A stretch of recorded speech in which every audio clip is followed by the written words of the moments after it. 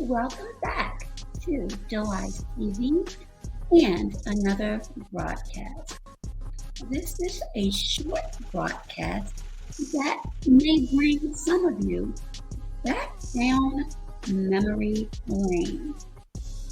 We have heard many stories, read many stories this week of Kyrie Irving and some statements allegedly, and I must say allegedly, to be prudent and responsible, and Shaquille O'Neal and Charles Barkley.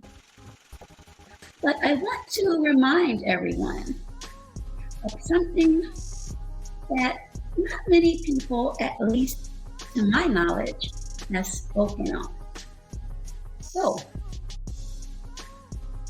let me see if anyone remembers.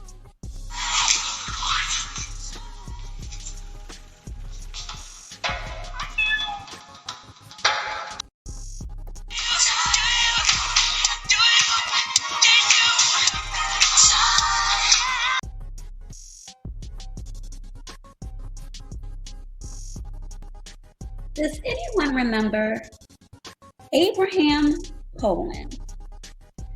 Abraham Pollin was born to a Jewish family in Philadelphia on December the 3rd, 1923.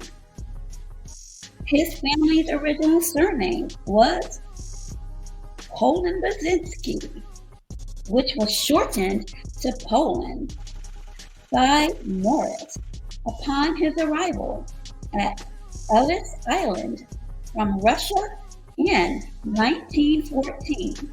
When he was 8, his family moved to the Washington area from Philadelphia. Now, I want to fast forward to a little bit of history. And once I put up this photo, you all should remember. And it was a day that many Washingtonians remember. And even though it was strictly business, so the story goes, the aftermath wasn't as smooth, according to a memoir by Irene Pollin.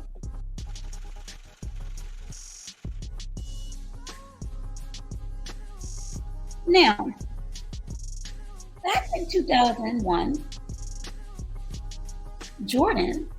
Michael Jordan that is, sold his ownership stake in the Wizards and resigned as president of basketball operations. Again, this was in 2001.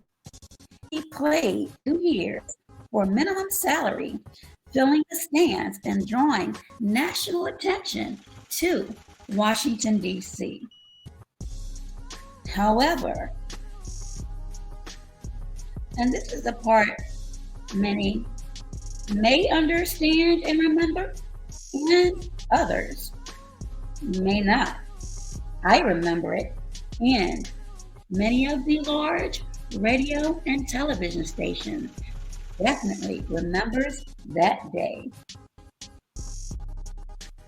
Jordan figured he'd return to an executive role after his 3rd retirement. But the Wizards owner at the time, Abe Pollin, opted not to rehire Jordan.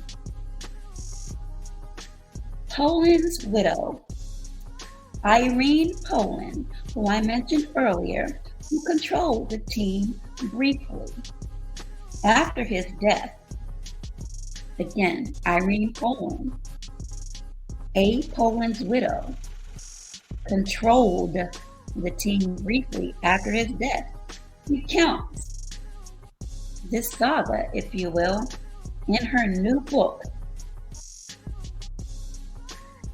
And as the story goes, After many carefully thought out meetings with senior staff and lawyers, Abe Pollin agreed to meet with Michael Jordan in his office.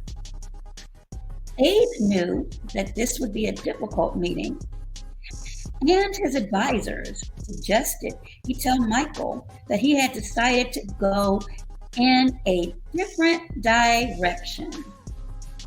They felt, after reviewing his performance, they had no choice, which was not personal.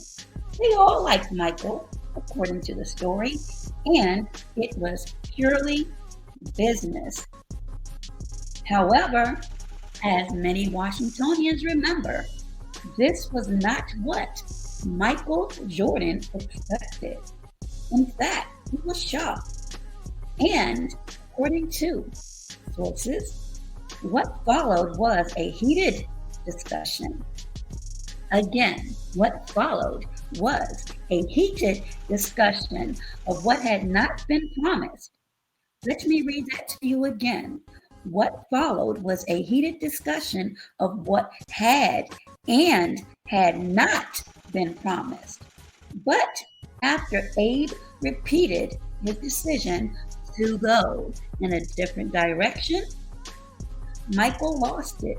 And again, I implore you to do your own research and fact check. According to this story, Michael lost it. He became very angry and became shouting. At that point, it's reported that Abe Pollin walked out of the room as Michael called him several unflattering names. Now, rewind to 2020. I would be very curious to know what those unflattering names were. Michael stormed out of the room, went to the parking garage, jumped into his Mercedes convertible with Illinois license plates, took the top down, and drove directly back to Chicago. So I ask you again, because I do you remember that? And why?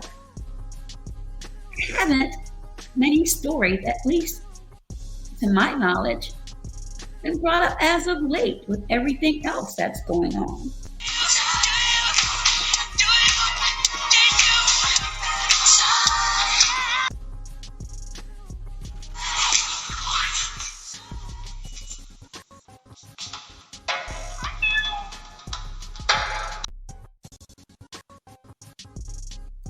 Again, do you remember that time? Research and watch how people move, how they speak, what they say, but more importantly, what they don't say. Thank you for tuning in to another broadcast brought to you by The Wise TV. And if you haven't already, please make sure that you hit that like, hit the subscribe, and that little notification bell so you can get all of my videos. At least, hopefully, you can receive notification of all my videos. Thank you again.